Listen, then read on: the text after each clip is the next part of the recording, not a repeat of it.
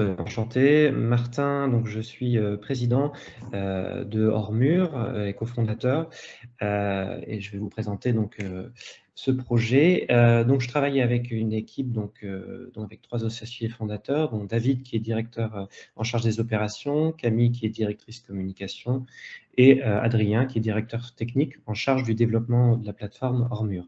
On a la chance de travailler en collaboration avec toute l'expertise d'Aurélien et Alix, qui travaillent tous les deux au laboratoire du Lyris.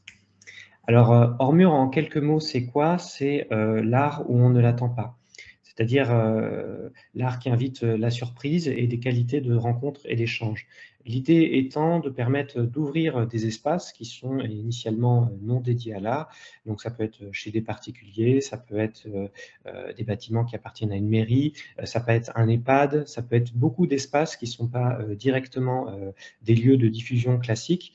L'idée étant de permettre la rencontre de manière beaucoup plus facile entre un projet artistique, qui peut être une exposition de l'art vivant, de l'art numérique ou encore de la musique, avec un espace. Donc permettre de rendre cette rencontre plus simple pour créer des rencontres, d'autres types de rencontres que ce qui peut exister dans d'autres espaces de diffusion à l'année.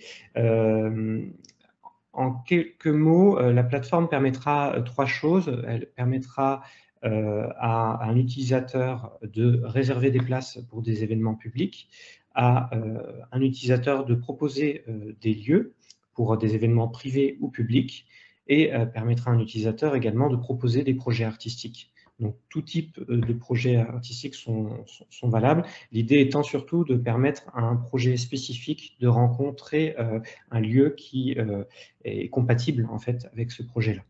Alors, on met en avant aussi un aspect qui est central, c'est-à-dire la rémunération des acteurs de la culture, la juste rémunération.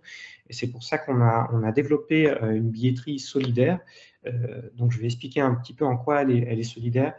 C'est-à-dire l'artiste peut mettre un objectif atteignable, par exemple de 800 €, et ce sont les réservations des spectateurs qui vont permettre d'atteindre ces 800 € avant une date butoir, qui sera bien sûr avant l'événement, et ce qui permet du coup de garantir à la fois un public, mais aussi de garantir une juste rémunération pour un cadre de l'art hors les murs qui peut parfois souffrir voilà, de manque de rémunération ou de difficultés économiques. Donc l'objectif est de permettre aux artistes ou aux lieux de rentrer dans leurs frais et de pouvoir organiser leur événement en toute confiance. Donc c'est un petit peu le modèle du crowdfunding, mais vraiment appliqué au secteur de la billetterie, de l'événementiel.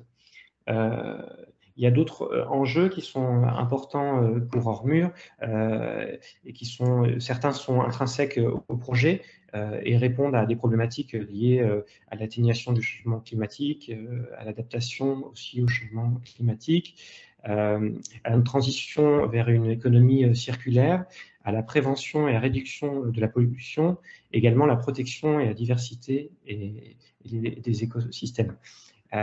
Donc il y a des moyens et méthodes qui sont appliqués, qui sont intrinsèques au projet, dont la logique de petite jauge, puisque l'idée étant d'organiser des événements qui ont une logistique tout autre que des événements avec 300 personnes présentes. Là, l'idée, c'est plutôt au contraire d'ouvrir des espaces comme des maisons, des appartements, des jardins, pour des petites rencontres aussi, où il y a plus d'échanges et de qualité de relations entre les personnes. Mais également une logique propice au développement d'une activité locale, l'idée étant de permettre d'encourager des événements dans des mairies qui n'ont pas forcément le réseau de projets artistiques pour pouvoir le faire, et du coup de leur apporter tout de suite des projets qui sont compatibles avec les espaces en question.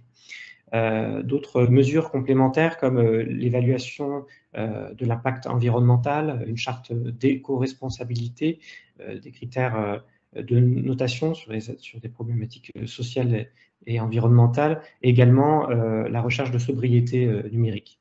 Voilà, donc notre objectif est à la fois de créer un outil numérique qui réponde au mieux aux besoins des acteurs de la filière artistique et culturelle, et en même temps de bien réfléchir la chose, de travailler avec d'autres prestataires pour être soucieux de toutes ces valeurs-là et ces problématiques, ces enjeux, je pense, actuels, euh, pour, puisque l'idée aussi de créer une plateforme où il y a beaucoup d'interactivité, où les personnes peuvent échanger entre eux, se sentent concernées par le fait de soutenir des initiatives culturelles hors les murs, mais sont aussi acteurs, en fait, comme nous, du changement du monde de demain et de comment on peut insuffler une énergie et du cœur à l'ouvrage pour répondre au mieux à toutes ces choses qui sont importantes. Voilà.